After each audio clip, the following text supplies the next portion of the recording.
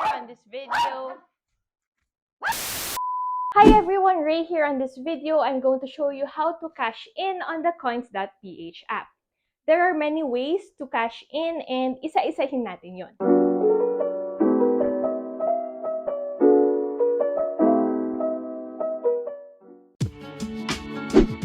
Once we log in, click on Discover. Tapos, cash in. So, there are several ways of cashing in. Meron dito sa taas yung top picks. There are other e-wallets. For example, si Banana Pay. And then, below, there are other options like other e-wallets. Ayan, banks. And remittance centers.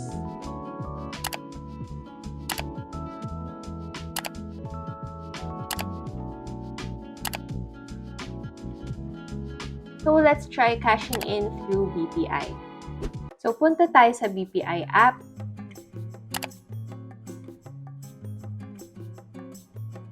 Click transfer to another bank. Transfer from, select natin yung account natin. Transfer to, tapos search natin si Coins.ph. Just input the bank details, BCPay or Coins.ph. Input the account number, which is yung number mo sa Coins.ph, and then your account name.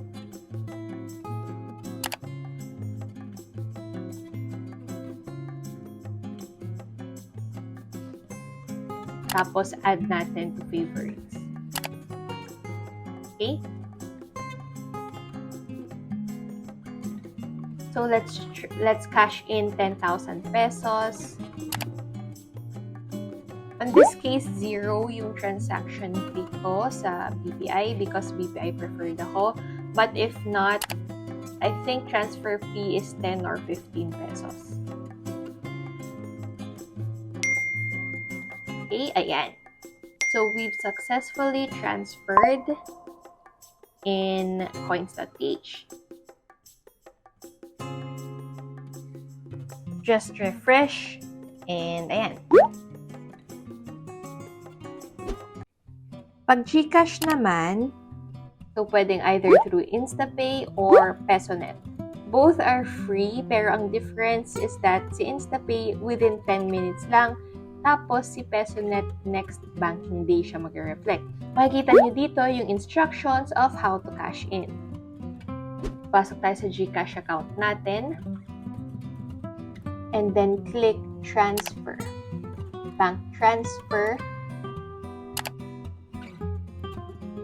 And then search natin si Coins. So BCPay, Coins.ph. Input the amount, the account name, account number, and ayan. Si Gcash, may transaction fee na 15 pesos.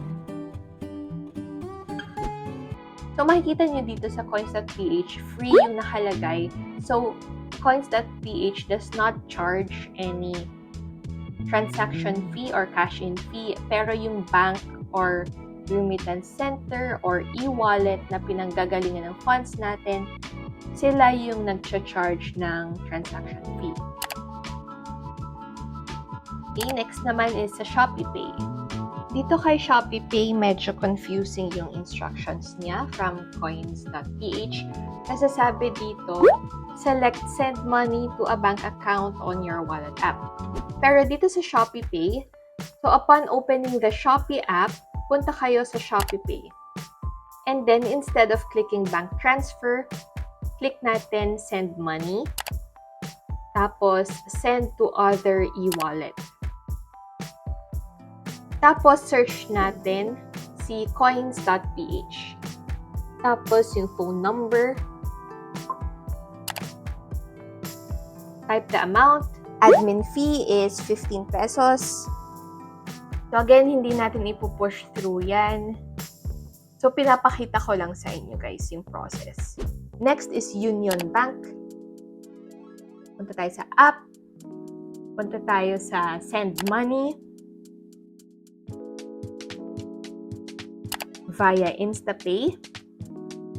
Search natin yung bank or e-wallet. So, si Coins.ph. Send money via mobile number, account name,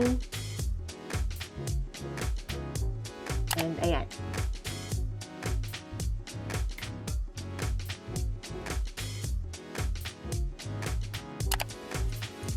So, for UnionBank, service fee is 10 pesos. Cancel ulit natin yan.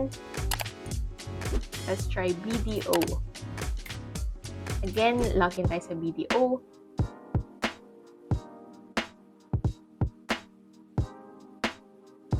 Go to send money to other banks and e-wallets.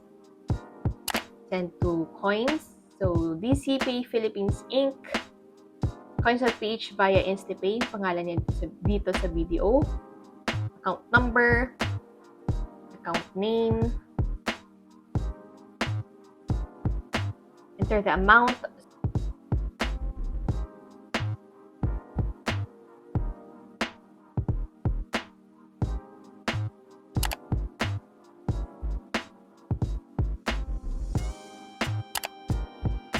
So, si BDO is 10 pesos naman yung service fee niya. That's it, guys. I hope you learned something on this video. Don't forget to like this video, hit the subscribe button, and the notification bell in order to be notified on more videos similar to these. Thanks, guys. Bye!